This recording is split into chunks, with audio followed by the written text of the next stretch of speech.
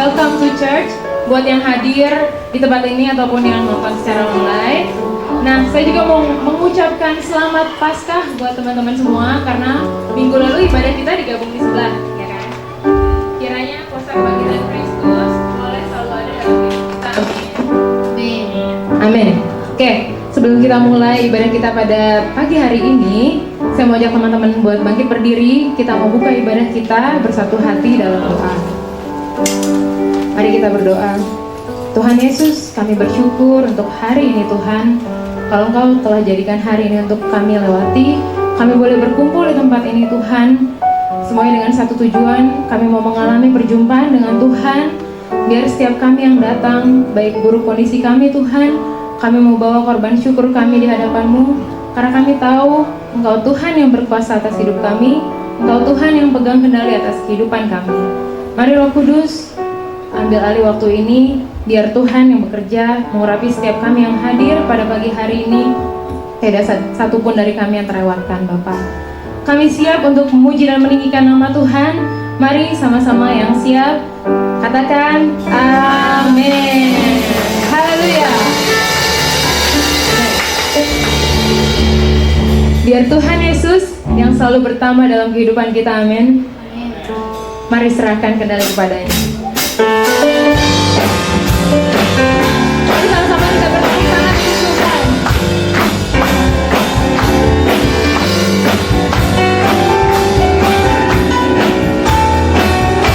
Nyanyikan.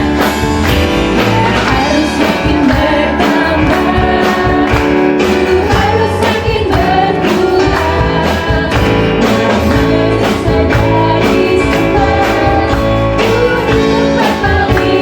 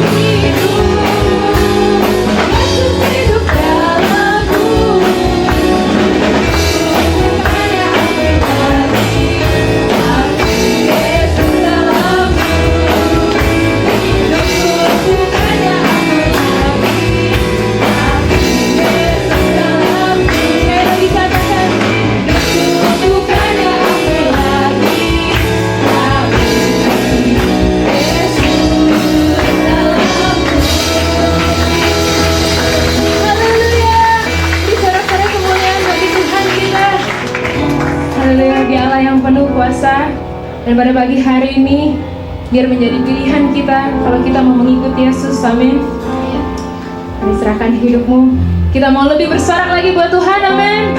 Mana semangatnya? Boleh kasih tepuk tangan lagi. Let's go.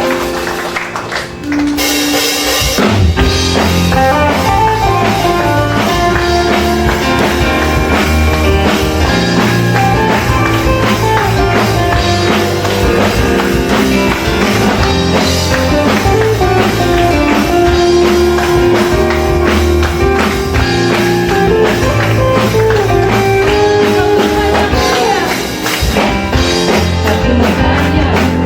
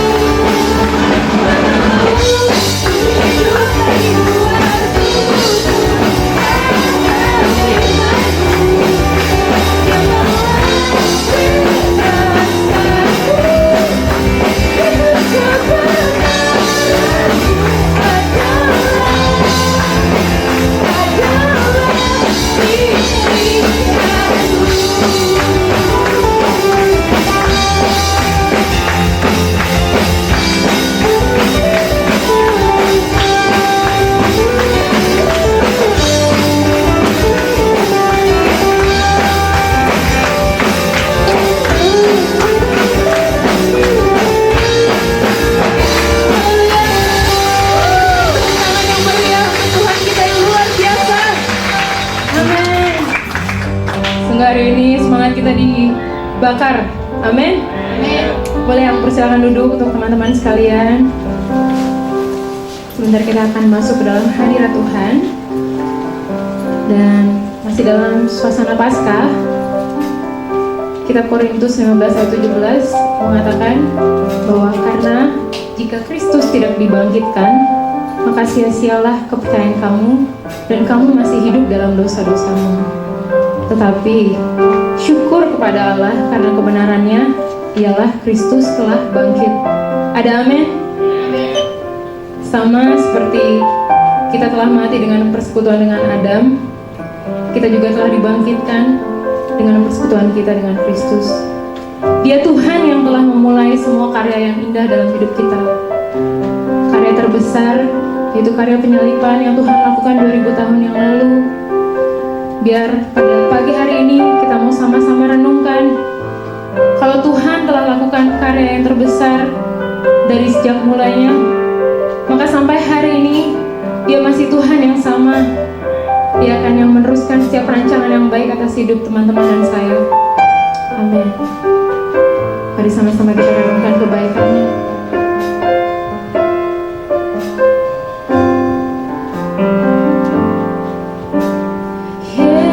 Yesus, Kau telah memulai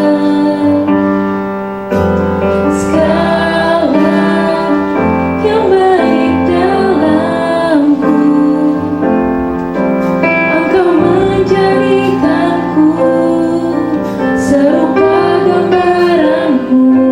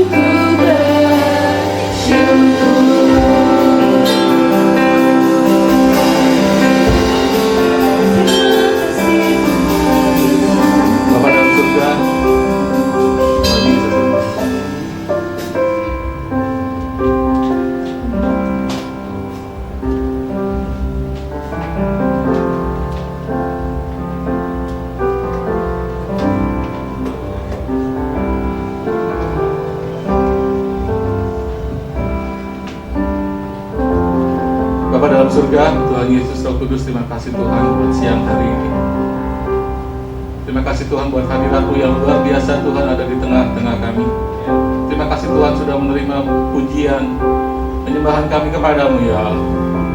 Saatnya Tuhan kami ingin mendengarkan suara firman-Mu. Inilah hamba-Mu Tuhan, biarlah kiranya perkenan-Mu turun atas hamba-Mu. Urapi hamba-Mu Tuhan, dan juga urapi setiap hati yang mau mendengarkan suara firman-Mu. Mereka yang tetap penuh dengan kerinduan untuk dipulihkan, untuk dikuatkan Tuhan. Dan biarlah hidup kami semuanya di dalam hadirat Allah saat ini. Terima kasih Bapak, terima kasih. Dalam nama Tuhan Yesus Kristus kami berdoa. Amin. Oke, shalom. Jangan duduk dulu. Jangan pergi dulu. Pemain musik juga. Oke, tadi saya kan dikasih temanya bebas dari masa lalu ya. Terus tadi kita ada nyanyi lagu apa tuh? Tak ingin begitu. Ya, tapi saya pengen lihat ke belakang itu. Apakah siapa ya? Teman-teman adik-adik kayak teman-teman sebaya gitu ya. Apakah mereka menghidupi lagu ini gitu?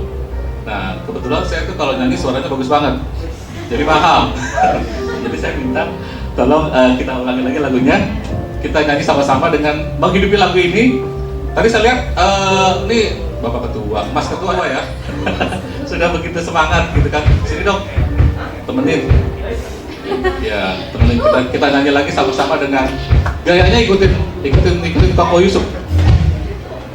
Oke? Ya, karena ini lagunya sesuai dengan tema kita nih. Kalau sendiri dikasih temanya kan?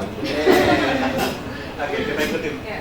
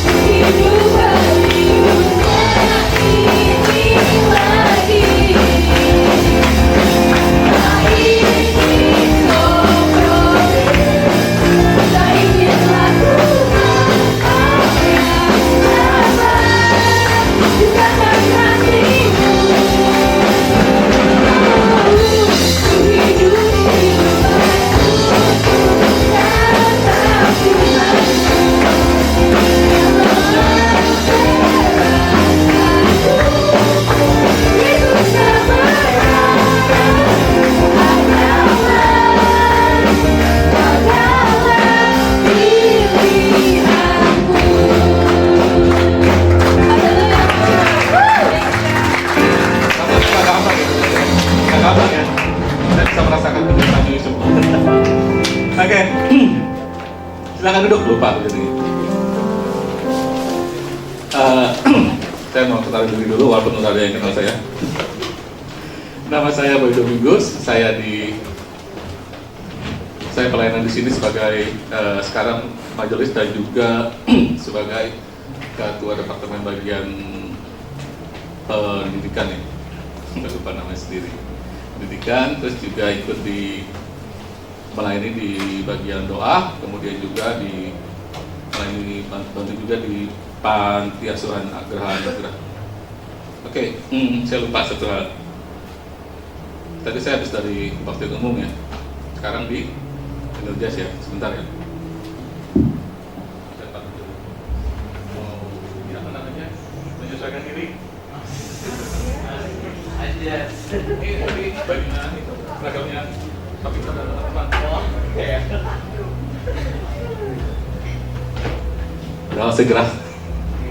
Oke. Tema yang diberikan kepada saya tadi saya bilang bebas dari masa lalu. Semuanya pada bawa Alkitab hari ini? Bawa ya, handphone ya, sama kayak saya. Oke, kita buka ayatnya di Roma 6 ayat 15-17. Saya nggak jadi ubah Yusuf. Semalam ada yang WA saya, jam berapa tuh? Sudah 12:30. Devandi ya? Mana tuh orangnya? Oh iya, oke. Terima kasih ya sudah diingatkan. Kenapa? Karena waktu dari pertama dikasih sama Bapak Yusuf, tema dan ayatnya itu sebuah pergumulan bebas dari masa lalu, gitu kan? Terus apa namanya, ibadahnya di energize. Saya pengen tahu masa lalunya udah berapa lama ya? Ada di sini yang usianya di atas 30? Kita belum kenalan ya? Kayaknya kemarin udah kenalan ya, John Spayung ya? Belum kenalan, baru terkenal kemarin ya. Oke, John Spayung 30 ya, tapi kan ini ya, jadi pastor di sini ya. Oke, ada yang di bawah, tadi saya tanya apa itu? Udah lupa kan? Terus 30 ya, berarti ada di bawah 30 ya, semuanya? Oke, 25 ke atas ada? Ada juga, dikit ya. 25 ke bawah, sisanya. Oke, berarti kan masa lalunya nggak banyak-banyak kan? Saya bingung mau nanya masa lalunya kelam atau enggak. Tapi ternyata setelah di WA sama Devandi semalam ada dapat ilham lah. Ini si Devandi tengah malam aja masih semangat gitu ya, ingetin saya. Oke, kita baca di Roma 6 ayat 15 dan 17. Jadi bagaimana? Apakah kita akan berbuat dosa karena kita tidak berada di bawah hukum Taurat, tetapi di bawah kasih karunia? Sekali-kali tidak. Apakah kamu tidak tahu bahwa apabila kamu menyerahkan dirimu kepada seorang sebagai hamba untuk mentaatinya, kamu adalah hamba orang itu, yang kamu harus taati, baik dalam dosa yang memimpin kamu kepada kematian, maupun dalam ketaatan yang memimpin kamu kepada kebenaran. Tetapi syukurlah kepada Allah, dahulu memang kamu hamba dosa, tetapi sekarang kamu dengan segenap hati telah mentaati pengajaran yang telah diteruskan kepadamu. Sunyi senyap. Oke, nah dari pembacaan ini dengan suasana yang sekarang masih suasana pasca ya, karena kita belum sampai ke hari kenaikan. Artinya semua yang ada di sini sudah percaya yang namanya Tuhan Yesus ya. Benar percaya? Benar percaya? Benar percaya? Amin. Kalau saya tanya benar percaya, harusnya benar dulu. Amin. Oke, benar percaya? Oke. Ya, oke. Nah, sebagai orang percaya, kira-kira apa yang harus kita lakukan setiap hari? Berdoa, baca Alkitab, langsung diam semuanya. Hah? Oh, saat teduh. Kedengar sate. Kambing. Oke, doa, baca Alkitab, saat teduh. Lakukan tiap hari? Bolong-bolong, putus-putus, nyambung-nyambung. Oke, kenapa kita nggak bisa lakukan itu setiap hari? Udah sibuk ya? Umur segini udah pada sibuk belum? Udah ya? Oke. Sekarang kita lanjut lagi. Kenapa kita nggak bisa lakukan itu setiap hari? Tadi kan pertama saya tanya, apakah semuanya percaya sama Tuhan Yesus? Percaya. Oke. Pertanyaan kedua, apakah semuanya sudah jadi murid Tuhan Yesus? Bingung. Kan tadi udah percaya. Percaya sama jadi murid sama nggak? Bingung kan? Ntar jawab salah. Sama salah, nggak sama salah. Percaya sama Tuhan Yesus, sama jadi murid Tuhan Yesus itu nggak sama. Gitu. Ya, kenapa nggak sama? Nah, kita ikutin pelan-pelan. Ada kutipan kalimat dari Billy Graham. Dia bilang, hanya 15 orang Kristen yang mengalami kehidupan yang berkemenangan dan berkelimpahan. Hanya 15% orang Kristen yang mengalami kehidupan yang berkemenangan dan berkelimpahan. Orang Kristen ada berapa banyak di dunia? Sampai saat ini masih paling besar secara data angka ya, mungkin secara identitas KTP gitu ya, Kristen ya paling banyak. Tetapi hanya 15% orang Kristen yang mengalami kehidupan berkemenangan, kata Billy Graham. Terus kata seorang hamba Tuhan lain lagi bilang begini, namanya Dr. Neil T. Anderson. Dia bilang bahwa hanya 5% orang Kristen yang mengalami kemerdekaan di dalam Kristus. Bukan berarti mereka sedang bergumul dengan narkoba, alkohol, seks, atau beberapa kecanduan lainnya. Tetapi ada banyak hal lain yang menahan seorang Kristen dalam perbudakan, seperti ketergantungan, perfeksionisme, ketakutan, depresi, gila kerja, materialisme, tidak mau mengampuni dan sebagainya. Nah, sekarang dari yang pernyataan kedua Bapak Pendeta Neil Anderson itu, apakah ada dari semua di sini merasakan itu? Masih merasakan, masih bergumul di dalam ketergantungan, ketakutan, depresi, atau mungkin sudah kerja, gila kerja, jadi nggak sempat ke gereja, nggak sempat pelayanan, gitu ya?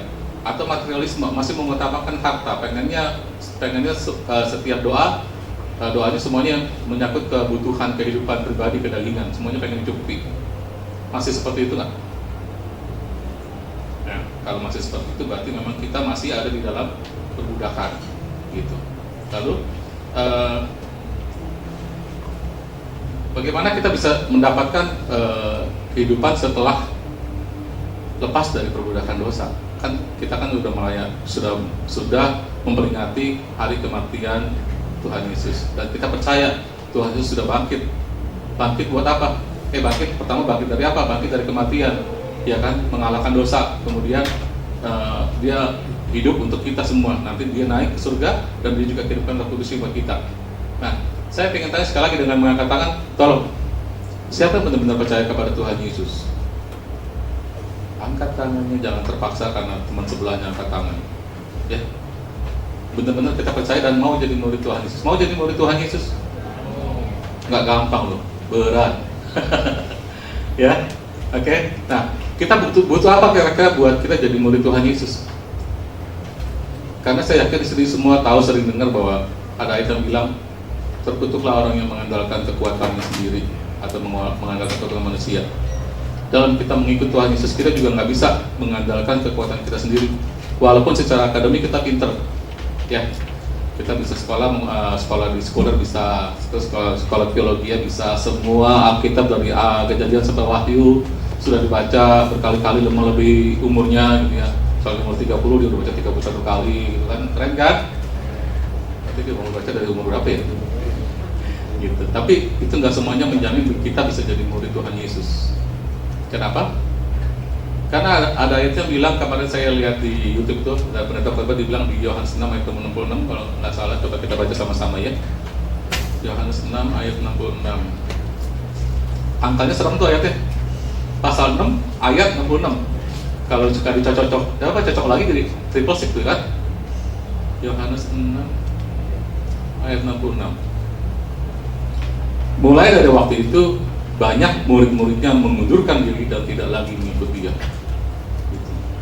Itu aja tuh murid-murid itu disebut tuh. Apalagi kalau kita baru percaya tapi belum jadi murid, parah kan? Itu. Ya, kita kembali lagi ke sini.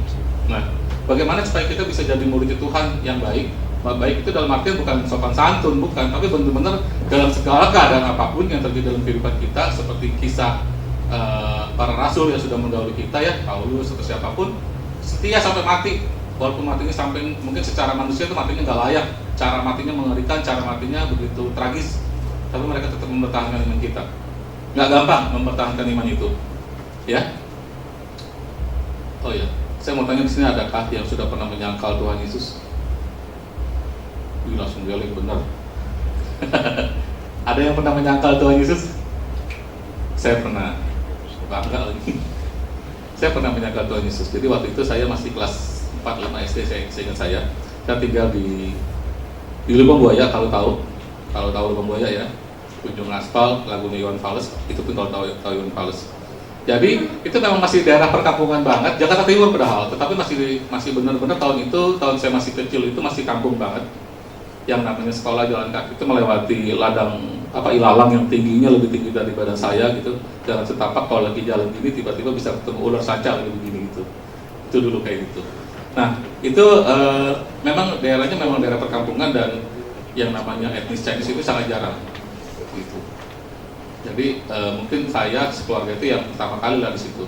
Jadi ketika kami sekolah SD itu ya zaman bully kayak sekarang masih ada, masih ada. Udah ada bully itu udah ada gitu. Jadi kalau saya sekolah kayak sipit lu Cina lu gitu. Saya mengalami seperti itu gitu. Cuma mungkin kalau sekarang kan parah ya bercandanya ya, dan mungkin bisa jadi lebih jahat gitu kan. Kita sih nggak marah gitu. Nah satu kali mereka bilang Cina, lu muridnya Yesus ya gitu. Karena saya takut saya bilang bukan. Enggak, bukan. Saya juga bukan orang Cina kok, saya orang Manado gitu. Kulit saya aja putih, dulu saya putih, beneran, saya putih dulu. Sekarang udah kelam. Gitu. Nah itu sebuah, walaupun saya mungkin waktu itu saya langsung ya setelah sampai di rumah ya ada rasa penyesalan. Berdoa sama Tuhan, bilang Tuhan maafin ya gitu. Saya harap Tuhan ngerti kondisi saya gitu ya. Takut ya ternyata. Nah apa yang terjadi pada saat kita dewasa atau mungkin pada saat-saat zaman akhir ini, ketika ada orang yang memaksakan untuk kita menyangkal Tuhan Yesus dengan pedang di leher. Ya. Apakah kita mau mempertahankan iman kita? Mungkin bukan kita yang dibunuh. Kalau lu nggak menyangkal Tuhan Yesus nih, anak lu, kakak lu, istri lu, suami, gue bunuh nih. Lunya sih nggak dibunuh, kiranya itu nggak dibunuh. Cuma kita melihat sendiri. Apakah itu akan menentukan iman kita? Jangan jawab sekarang, tar kenyataannya. Oke? Nah, bagaimana caranya supaya kita bisa jadi murid Tuhan Yesus yang benar-benar mendapatkan perjalanan iman yang luar biasa? Kita bisa melewati segala hal, tantangan, kesulitan. Kira-kira kita butuhnya apa? Butuhnya apa? Apa? Tuhan, ya. Tuhan dalam bentuk apa? Seperti janji Tuhan ketika dia naik ke surga. Ketika para rasul mengalami yang namanya apa? Roh Kudus, ya benar. Jadi kita butuh yang namanya Roh Kudus. Tanpa Roh Kudus kita nggak akan bisa menjadi murid Tuhan Yesus. Kita baca di Roma 8 ayat 14. Saya bacakan ya. Semua orang yang dipimpin Roh Allah adalah anak Allah. Jadi kita butuh yang namanya Roh Kudus. Nah, buat di sini yang sudah mengalami pengalaman kita beda-beda. Ada yang mungkin harus setelah dibaptis air, kemudian rindu untuk mendapatkan baptisan Roh Kudus, jadi bisa mengalami baptisan Roh Kudus. Tapi ada juga yang belum dibaptis air, sudah mendapatkan baptisan Roh Kudus, gitu. Karena baptisan air kenapa? Karena ada ketentuan di gereja kita. Ada waktu syarat untuk dibaptis air, tetapi untuk baptisan Roh Kudus nggak ada syarat administrasinya. Ya, gitu. Jadi kebetulan waktu saya dulu kecil bergereja di gereja Bethel. Kemudian saya mendapatkan baptisan Roh Kudus itu ketika usia saya SMP. Tadinya masa kecil saya itu, masa anak-anak saya itu saya bukan anak baik. Walaupun bapak saya pendeta, saya baik cuma di depan papa saya. Beneran. Kayak udah nggak ada berani bilang ke papa saya kan. Papa saya udah nggak ada. Jadi udah nggak ada berani bilang. Jadi ketika papa saya di rumah, saya jadi anak baik. Ya, kalau papa saya nggak di rumah, saya tuh bandelnya ya lumayan lah ya, kata-kata kotor keluar, kata-kata kasar keluar gitu ya, terus ya banyak hal lah pokoknya. Jadi ketika papa saya pulang, misalnya saya lagi main nih di luar rumah, papa saya tuh pengennya ketika dia pulang, anak-anak itu ada di rumah gitu. Jadi waktu tinggal di daerah perkampungan itu banyak penduduk yang punya motor, tapi yang punya motor Vespa itu cuma papa saya. Jadi kan suaranya beda sendiri, dan suara Vespa itu kan kenceng kan. Jadi kalau saya lagi main sama teman-teman gitu ya, saya dengar suara Vespa, itu saya langsung buru-buru pulang.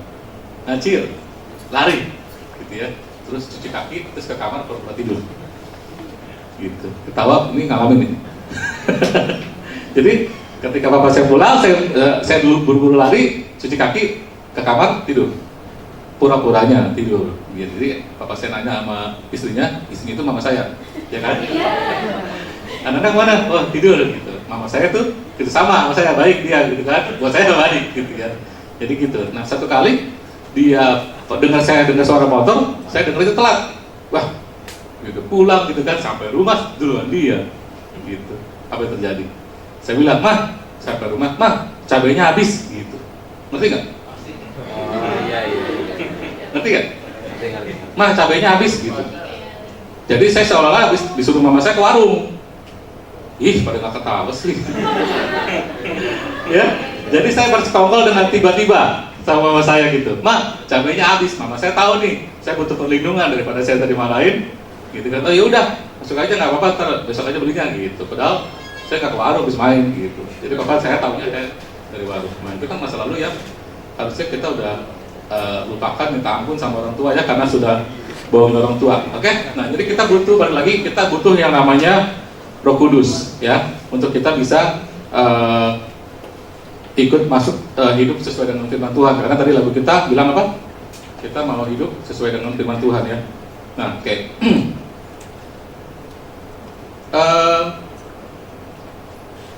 Bagaimana kita bisa bagaimana kita bisa hidup di dalam rancangan Tuhan? Kan Tuhan bilang bahwa rancangan Tuhan itu mendatangkan damai sejahtera ya, bukan rancangan kecelakaan. Tetapi seringkali mungkin ada orang yang mengalami, "Tuhan, kok saya mengalami sih kayak gini?" Jatuh misalnya dari sepeda motor, atau misalnya mengalami kegagalan dalam pendidikan. "Oh, kok rapor saya jelek Tuhan?" Padahal Tuhan bilang rancangan Tuhan baik. Padahal saya udah berdoa loh Tuhan, ujian, belajar juga udah, tapi kok nilai saya nggak bagus, kok nilai saya nggak memuaskan, kok saya belum lulus gitu misalnya. Itu bisa terjadi sama kita. Nah, kenapa bisa seperti itu? Di 4 Injil, Matius, Markus, Lukas, Tuhan Yesus bilang, "Percayalah kepadaku." Itu kalau nggak salah ada 5 kali Tuhan Yesus ucapkan ya. Tetapi Tuhan Yesus bilang, ikutlah aku, itu ada sebanyak 20 kali. Jadi bukan cuma sekedar butuh percaya sama Tuhan Yesus, tapi mengikuti Tuhan Yesus. Mengikuti Tuhan Yesus, mengikuti itu bukan cuma dia jalan-jalan ke sana, kita ikuti jalan ke sana. Makanya tadi kan bilang orang banyak itu kan ketika Tuhan Yesus ada di mana, mereka pergi kemana ngikuti Tuhan Yesus. Tetapi pada akhirnya, pada saatnya mereka mundur jadi muridnya, gitu. Nah, di Lukas 9 ayat 23, ini caranya supaya kita bisa jadi murid Tuhan Yesus. Lukas 9 ayat 23. Katanya kepada mereka semua, "Setiap orang yang mau mengikut aku, ia harus menyangkal dirinya, memikul salibnya setiap hari, dan mengikut aku." Katanya kepada mereka semua, katanya kepada kita semua, katanya kepada saya, kalau mau mengikut Tuhan Yesus, saya harus menyangkal diri, memikul salib Tuhan Yesus setiap hari, dan mengikut Tuhan Yesus. Oke? Jadi apa yang dapat kita tangkap dari ayat ini? Apa yang dibutuhkan untuk mengikuti Yesus? Yang pertama, ya, menyangkal diri, memikul salib, mengikut Tuhan. Memikul salibnya apa? Memikul salibnya setiap hari. Jadi bukan putus-putus, bukan bolong-bolong. Ya Tuhan, saya hari ini capek, pengen santai-santai gitu kan. Ada sekarang kan lagi musimnya kata-kata healing ya. Nah, kalau anak Tuhan bilang, "Saya pengen healing dulu Tuhan," gitu. Maksudnya apa sih? Kalau doa sama Tuhan, "Tuhan, saya pengen healing nih, pengen jalan-jalan." Artinya kita ninggalin Tuhan terus pengen santai-santai gitu. Ini pada serius banget sih. Ya. Jadi sebenarnya orang-orang dunia bilang pengen healing, tapi sebenarnya proses healing yang sebenarnya kita kemana sih larinya? Kalau lagi stres, kalau lagi capek, lelah, harusnya kita kemana? Ke Tuhan kan? Kan ada ayatnya, Tuhan bilang apa? "Marilah kepadaku," gitu ya. Tapi jadi jangan pergi ke puncak, ke gunung gitu ya, dengan kata-kata healing. Maksud saya bukan melarang ke puncak, ke gunung, ke pantai, bukan gitu. Tapi jangan pakai kata-kata healing buat, "Duh, gue butuh healing nih, gue pengen ke puncak, gue pengen ke gunung, gue pengen ke pantai," gitu kan. Butuhnya healing. Tapi sebenarnya healing yang sesungguhnya kita datang ke Tuhan, ya kan? Oke. Nah, artinya pada saat kita pengen jadi murid Tuhan Yesus, yang dibutuhkan adalah kita harus bisa menyangkal diri, memikul salibnya setiap hari, ya. Nah, menyangkal diri itu kayak apa? Menyangkal diri, misalnya saya ditanya, itu ya, siapa tuh? Yusar bukan? Iya. Bukan. Itu kayak gitu menyangkal diri ya. Iya kan? Michelle bukan? Iya kan? Tapi bukan seperti itu maksudnya. Misalnya Boy bukan. Karena saya takut, bukan. Saya bukan Boy. Bukan. Itu Boy itu. Misalnya debt collector datang gitu kan. Boy mana Boy? Oh itu tuh Boy itu. bukan kayak gitu. Artinya menyangkal diri dalam hal ini adalah kita benar-benar melepaskan, melawan segala macam kedagingan. Gampang susah? Iya, jujur memang susah. Nggak gampang untuk kita melawan kedagingan. Makanya kenapa tadi saya bilang kita perlunya apa? Perlunya Roh Kudus. Perlunya Roh Kudus. Pak, saya udah dibaptis Roh Kudus tapi saya masih berdosa juga. Tergantung bagaimana kita bisa menyikapi Roh Kudus itu hadir atau enggak dalam kehidupan kita. Kita bilang kita sudah dibaptis air, kita bilang kita sudah pernah dibaptis Roh Kudus. Sekarang gini,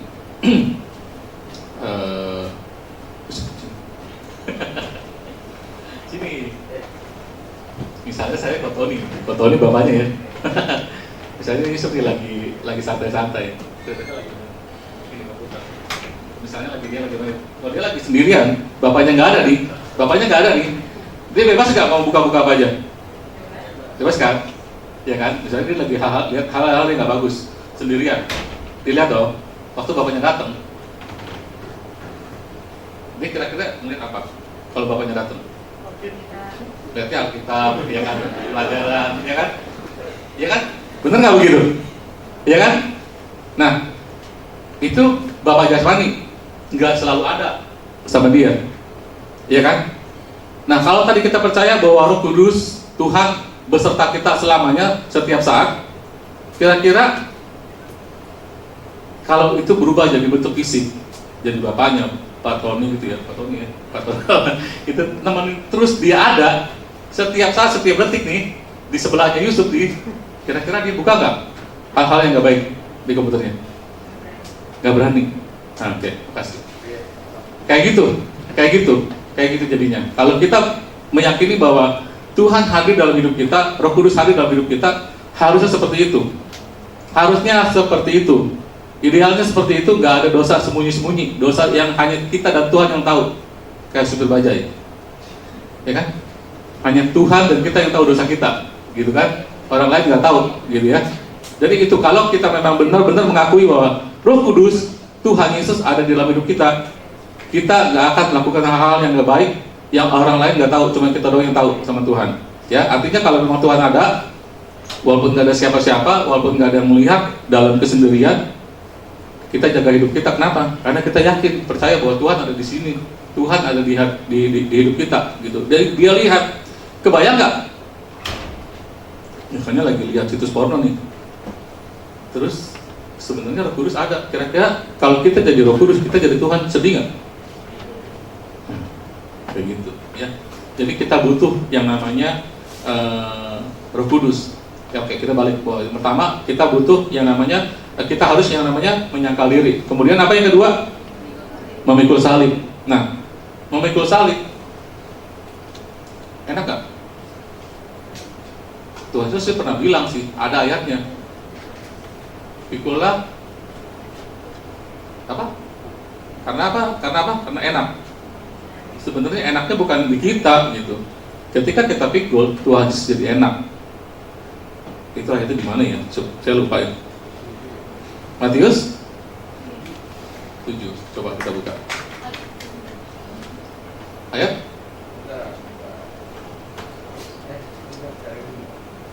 Oke. Matius 11 ya. Matius 11 ayat. Oke. Di Alkitab tab saya 30 loh. Yang dibilang enaknya. Oke, saya baca dari 29 benar ya. Pikul aku yang kupasang dan belajarlah kepadaku, karena aku lemah lembut dan rendah hati, dan jiwamu akan mendapat ketenangan. Sebab yang kupasang itu enak, dan bebanku pun ringan. Gitu. Jadi ya beban Tuhan jadi ringan kalau kita pada mau ikut pikul salib sama-sama gitu, mengalami yang namanya penyangkalan diri, memikul salib sama-sama gitu ya. Nah, dalam hal ini memikul salib itu memang rasanya berat, nggak enak. Nah, coba kita baca di Matius 5 ayat 39.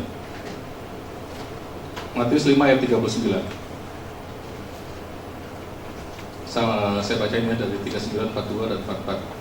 Tetapi aku berkata kepadamu, janganlah kamu melawan orang yang berbuat jahat kepadamu, melainkan siapapun yang menampar pipi kananmu, berilah juga kepadanya pipi kirimu.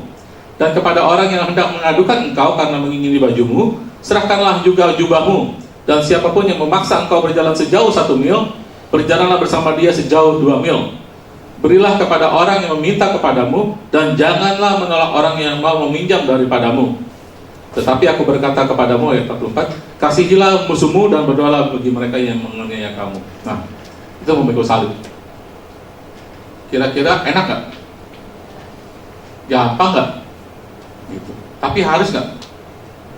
Nah, itu harus gitu. Bagaimana caranya supaya kok bisa sih ada orang-orang yang sudah seperti itu levelnya? Kalau kita mungkin menemukan ada orang-orang yang bisa kok disakiti kayak apa, diminta apa yang dia punya, dia kasih, dia ampuni, kok bisa sih gitu. Sekarang saya mau ajak semuanya kira-kira balik tanya ke pribadi masing-masing. Di sini ada punya keterampilan apa? Gitu. Misalnya Yusuf bisa main drum, kok bisa sih dia main drum? Kenapa dia bisa main drum? Ya belajar, latihan, gitu. Jadi sama seperti ini. Kok bisa sih Yusuf mengampuni orang yang jahat sama dia gitu ya? Karena dia awalnya juga berat, tapi dia mau dan belajar, terus berlatih gitu. Setiap kali ada orang yang menyakiti, ampuni gitu. Nggak gampang, bener nggak gampang gitu. Saya tahun ini 50 tahun, tua kan? Nah itu usia keberapa saya baru bisa mengampuni orang yang bersalah sama saya tanpa kadang aling-aling gitu. Benar-benar ngampunin, bukan maafin. Beda ya, levelnya maafin sama pengampunan ya. Jadi beda nih. Ya mungkin kalau sudah ada yang tahu ya oke, kalau yang belum tahu saya kasih tahu bahwa maafkan sama mengampuni itu beda. Maafkan besok nih, minggu depan itu saling memaafkan, ya kan? Tapi nggak mengampuni, ya kan? Kalau ada kejadian-kejadian perkelahian atau apapun, kalau teman-teman pada baca, teman-teman nggak apa-apa ya, saya sebayat jadinya. Kalau baca di berita gitu ya, kalau ada pertikaian antara artis misalnya, oh ya, maafin sih, saya maafin gitu, tapi proses hukum jalan terus. Ya, itu maafin, benar-benar maafin, nggak salah dengan itu, gitu. Tetapi proses hukum jalan terus, artinya sanksinya dia tetap dapat. Kalau dia salah, sanksinya tetap dapat, gitu. Dunia seperti itu, dan memang harus seperti itu jalannya, gitu. Kenapa? Karena ada peraturan. Kalau nggak ada peraturan, semuanya kacau balau. Jadi kalau Pak itu ada orang Kristen udah bertobat, terus kemudian ada orang udah berbuat kejahatan, ya memang dia Kristen KTP lah, terus dia berbuat jahat, terus kemudian dia sudah minta ampun sama Tuhan, dia berdoa sudah dilayani oleh hamba Tuhan, dia udah minta ampun sama Tuhan Pak, dengan iman percaya Tuhan sudah ampuni gitu. Tetapi kenapa dia tetap dihukum oleh pengadilan? Karena itu memang ada peraturan di dunia begitu. Kita nggak bisa minta sama hakim, jangan dihukum dong, orang Tuhan udah ampunin kok, nggak bisa gitu.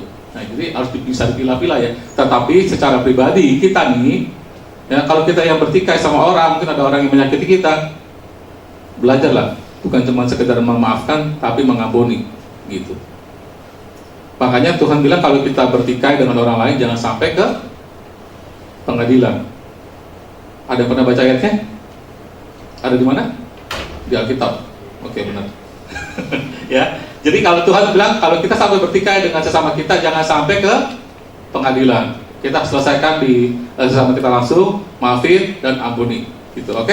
Nah, di sini Tuhan ajarin kita supaya apa? Supaya kita jangan melawan orang yang berbuat jahat kepada kita. Kita jangan, kalau kita sampai ditampar pipi kanan kasih pipi kiri, nggak gampang, benar nggak gampang. Tapi kita mau berikan hati kita buat sama Tuhan, jadi kita bisa belajar dan terus berlatih sehingga akhirnya kita jadi terbiasa. Oke, itu benar-benar nggak gampang. Hal-hal sepele kayak di jalan, saya yang gampang emosional di jalan. Belajar, benar-benar berusaha belajar setiap hari buat ya udah boleh sabar gitu, sabar. Dari rumah tuh udah sabar, udah berhasil. Dari rumah tuh udah sabar, gitu ya.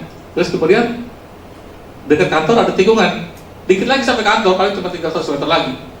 Ada motor tiba-tiba lawan arah. Itu yang namanya klakson saya kenceng banget bunyinya. Beneran, gitu. Kalau mungkin sini ada yang bawa mobil ya, sudah suka juga mengemudikan. Mungkin kalau mengamati mobil-mobil sekarang itu kan klakson itu agak keras tuh. Kalau kita tekan begini nggak langsung bunyi.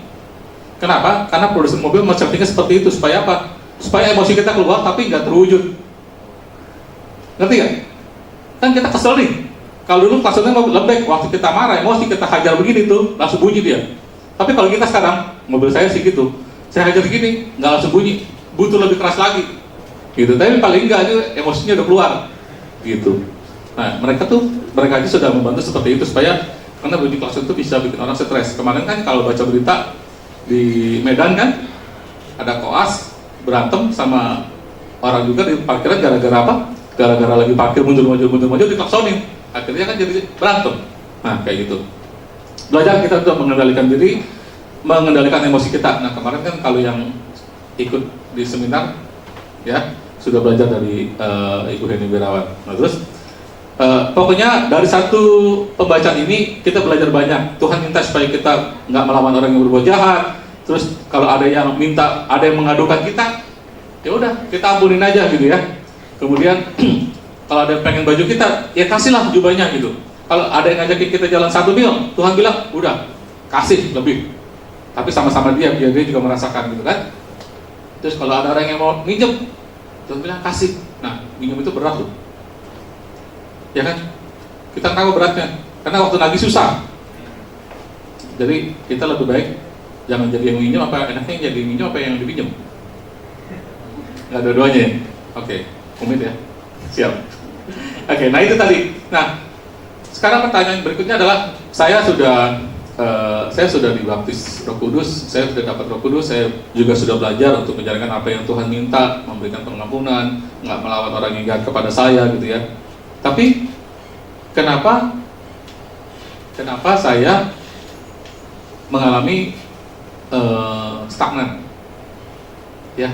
Mungkin di sini sudah ada cukup lama juga, udah percaya Tuhan Yesus, udah pelayanan, terus tiba-tiba merasa kering, gitu. Kenapa?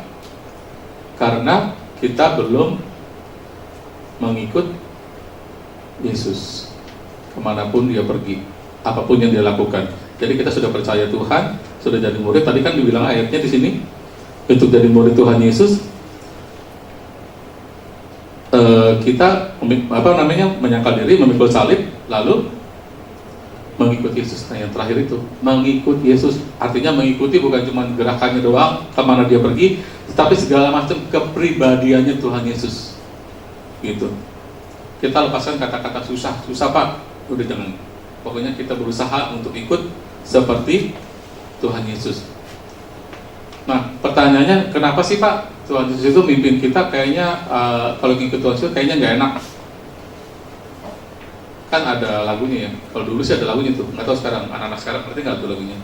Di dalam dunia ada 2 jalan kan? Nah, lebar dan sempit, mana kau pilih? Yang lebar itu api, yang sempit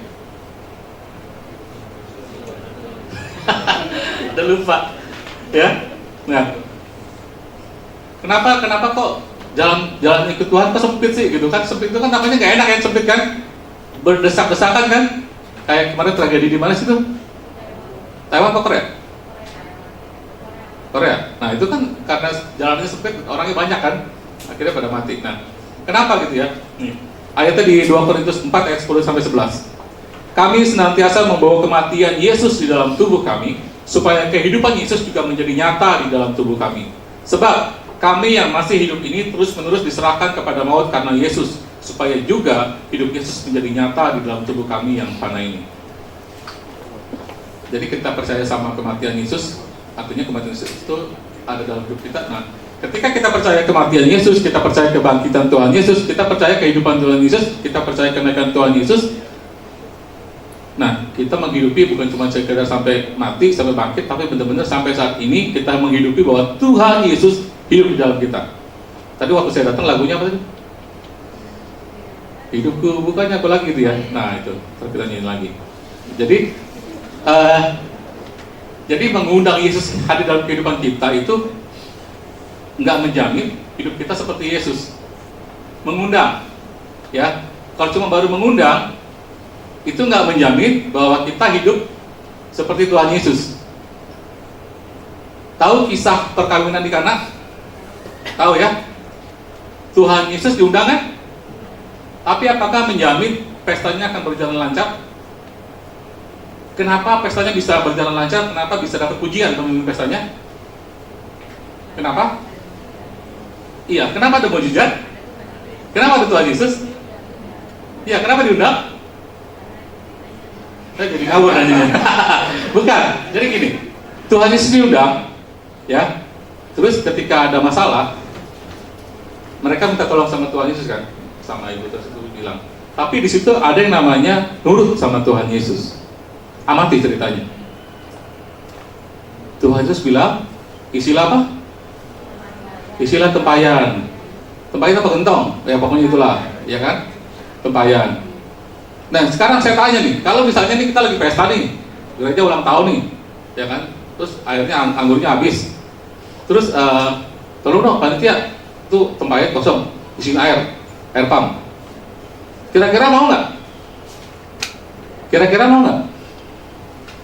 Mereka itu yang disuruh sama Tuhan Yesus itu orang-orang panitianya loh, yang ngerti pesta, ngerti air anggur, gitu. Ini terus yang lebih penting itu, bukan lebih penting maksudnya, mereka pasti nanya itu siapa orang yang nyuruh? Emang dia bisa apa? Kalau itu air gue taruh di tempayan, ya kan? Nurut gak sama Tuhan Yesus disuruh isi? Ya kan? Nurut. Pertama suruh isi. Terus setelah itu disuruh apa? Suruh cedok. Bawa ke pemimpin pesta. Tuh orang yang tadi bawa tuh air kira-kira buat potong nggak? Mati nih gua. Gila nih orang. Disuruh isi air putih biasa, terus disuruh cobain. Gitu.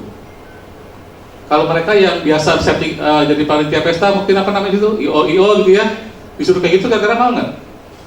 Kan mereka udah lebih paham menghidangkan minuman gitu dan makanannya kan. Ini tahu-tahu disuruh isi air putih ke tempayan, suruh cedok terus suruh hidangkan ke tamu-tamu pesta. Mati nggak ntar kita, gitu, ya kan? Tapi di situ ada yang namanya mengikut Yesus. Nah itu kita perlunya apa? Mengikut Yesus dengan segenap hati kita. Apa bilangnya? Firman Tuhan bilang dengan segenap. Ya, kalau kita mengasihi Tuhan dengan segenap hati, dengan segenap jiwa dan segenap akal budi. Oh ya, itu juga perlu pembahasan panjang, perlu lengkap.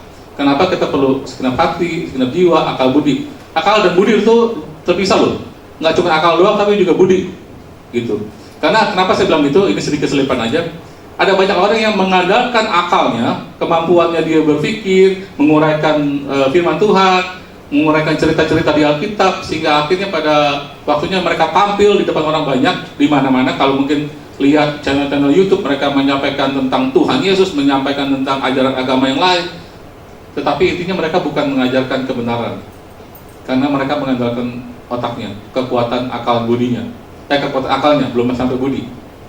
Gitu. Kenapa akhirnya jadi orang berdebat tentang firman Tuhan, berdebat agamanya sendiri, gitu ya, dengan pendeta-pendetanya sendiri, atau juga berdebat dengan ajaran yang lain, karena mereka mengandalkan kekuatan akalnya doang.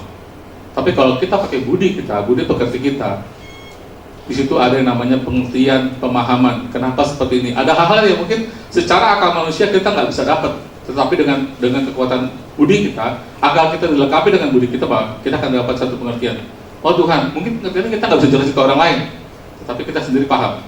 Gitu. Oke. Nah, selanjutnya terakhir. Jadi untuk kita bisa menjadi murid Yesus, kita harus menyangkal diri, memikul salib dan mengikut Tuhan. Nah, apa yang harus kita lakukan? Terakhir adalah Galatia 5 ayat 18.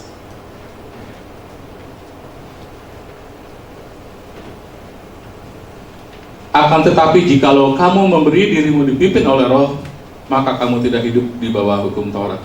Jadi sekali lagi kita balik ke awal, kita minta hidup kita dipimpin oleh Roh, meyakini bahwa Roh Kudus ada dalam hidup kita, ada dalam diri kita setiap saat. Ingat tadi ya, ilustrasi tadi saya dengan Yusuf ya.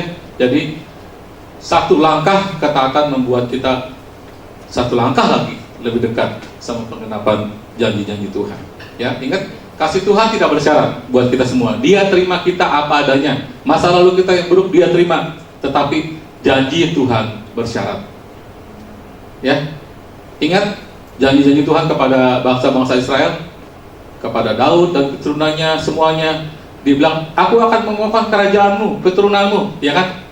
Jangan cukup baca sampai di situ. Kalimat selanjutnya, asalkan engkau hidup menurut ketetapan dan firman-Ku, gitu. Makanya kenapa kerajaannya bisa runtuh, karena hidup mereka tidak lagi sesuai dengan firman Tuhan. Jadi itu sekali lagi saya katakan, kasih Tuhan tidak bersyarat, tapi janji Tuhan bersyarat. Yuk kita bangkit berdiri.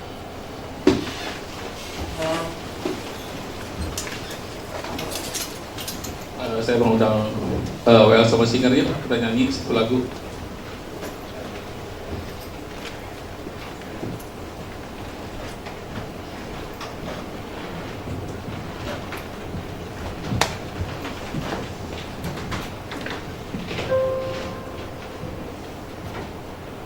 Apa tadi yang pertama? Yang saya datang?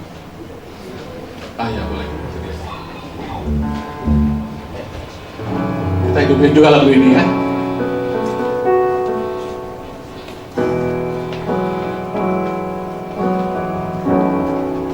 Dan semangat, yakin bahwa hidup kita sudah berubah dan Roh Kudus ada bersama-sama dengan kita. Hidup kita bukan kita lagi. Oke?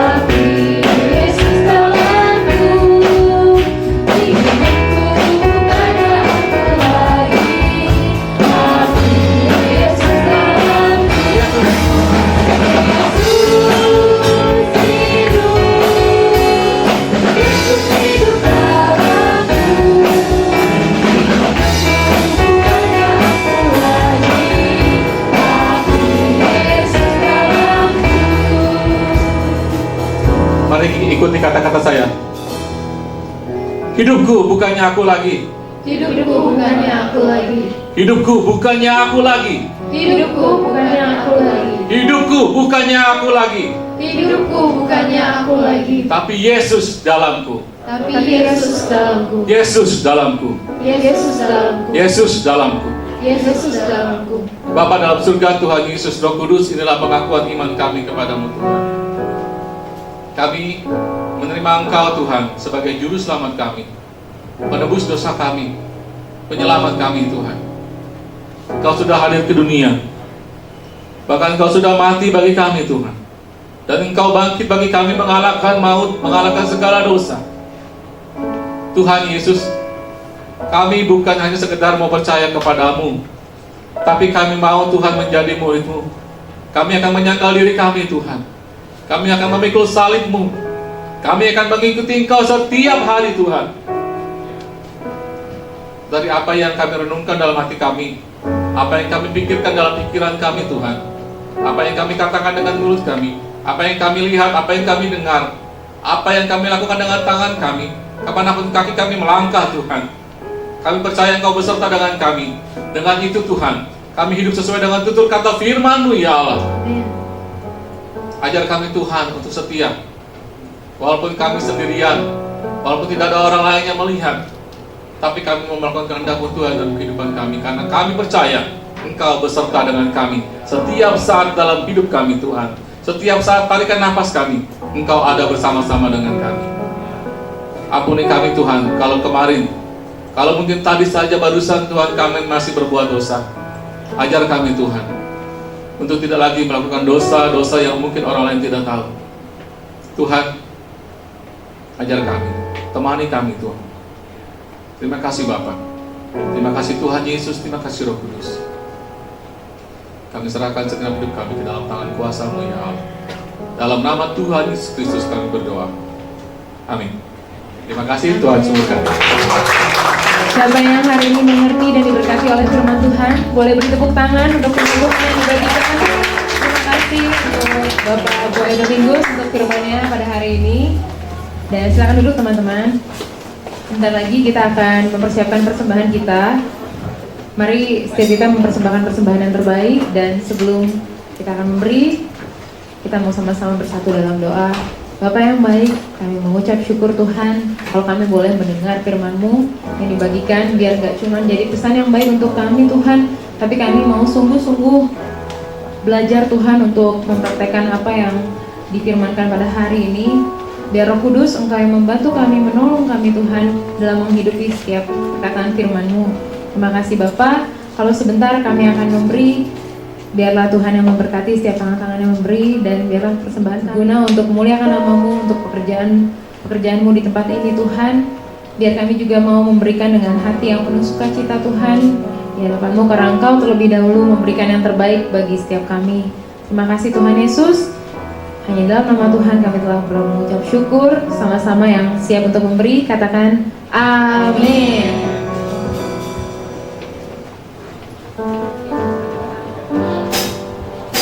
Let's go.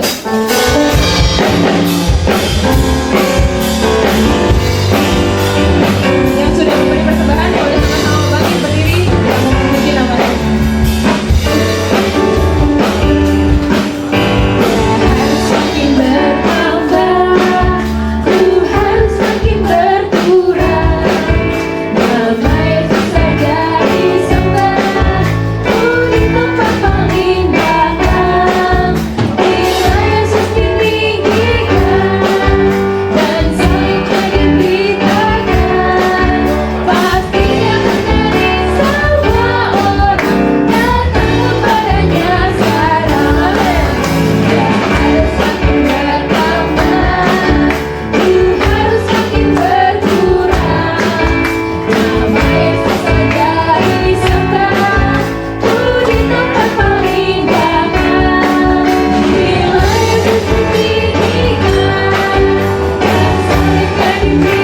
salibnya diberitakan, pasti Dia menarik semua orang datang kepadanya sekarang. Bila Yesus ditinggikan dan salibnya diberitakan, pasti Dia menarik semua orang datang kepadanya sekarang. Pasti Dia menarik semua orang datang kepadanya sekarang. Haleluya, terima kasih untuk setiap teman-teman yang telah memberikan persembahan. Sebentar kita akan mendengarkan pengumuman oleh Stella. Teman-teman dipersilakan duduk. Halo teman-teman. Shalom semuanya, happy Sunday. Ya, pertama-tama mau ucapin terima kasih dulu buat Om Boy Domingus untuk firman Tuhan yang sudah dibagikan. Terus terima kasih juga buat teman-teman Energize yang sudah melayani, WL, singer, semua tim musik dan semua tim yang di belakang yang tidak terlihat. Minggu depan teman-teman jangan lupa beribadah lagi di tempat ini yang gak jalan-jalan Lebaran ya. Jangan lupa ibadah datang tanggal 23 ya, ajak teman-temannya juga beribadah. Lalu tim Momet boleh tolong ditampilkan videonya.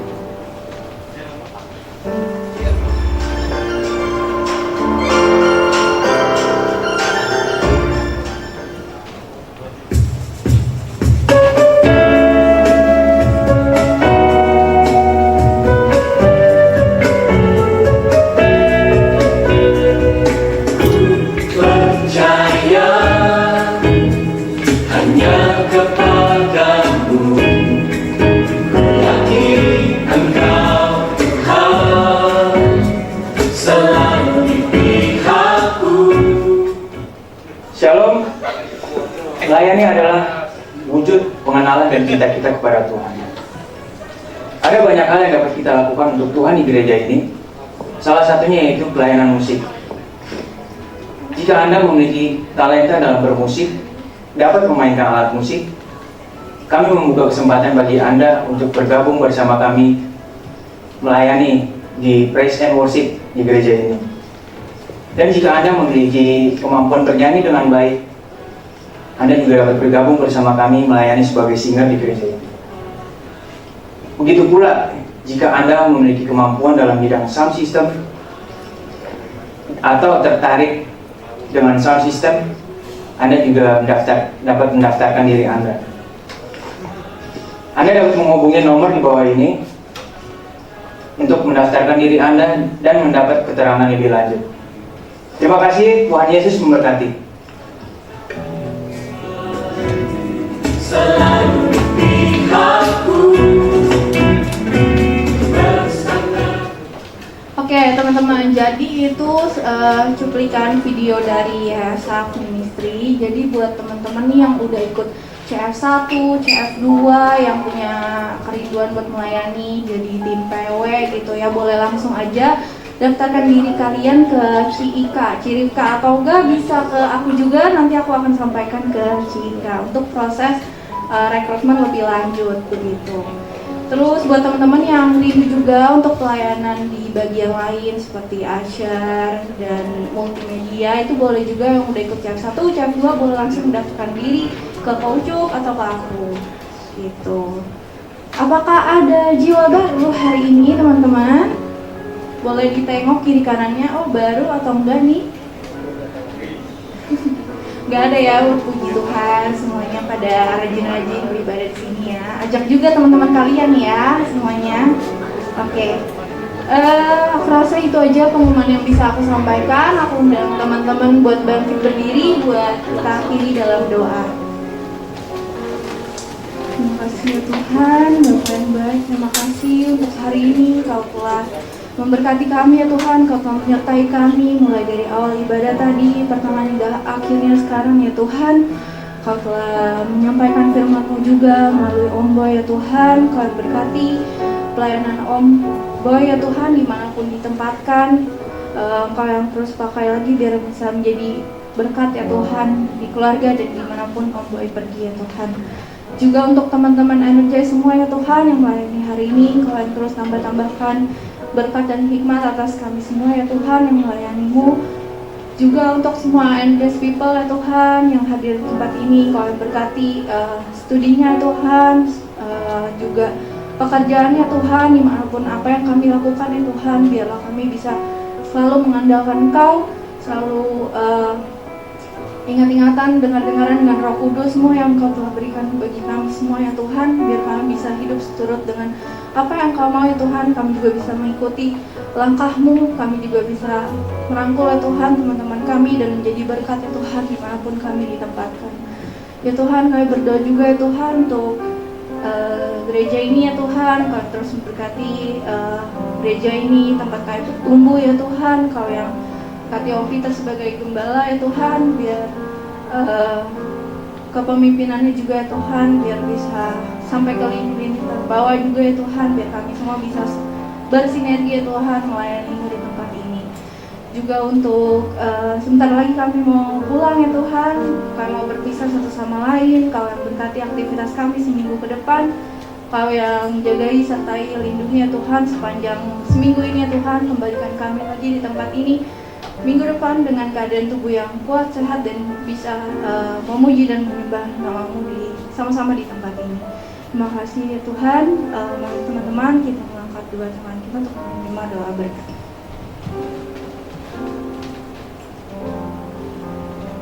Pulanglah dari tempat ini, perhatikanlah firman Tuhan.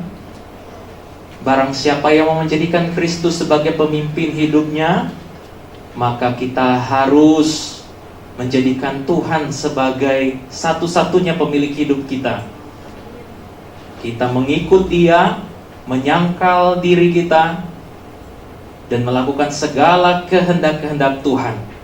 Biarlah hidup kita semakin diberkati Tuhan, di dalam pimpinan Tuhan, dan biarlah berkat dari Allah, kasih daripada Tuhan Yesus Kristus, dan dalam persekutuan dengan Roh Kudus menyertai hidup kita sampai selama-lamanya. Adapun seluruh berkat ini kita terima dengan iman dalam nama Kristus Yesus Tuhan kita, dan setiap kita yang percaya katakan amin. Saudara-saudara, shalom. Iya. Happy Sunday. Happy Sunday semuanya. Happy Sunday. Tuhan Yesus memberkati.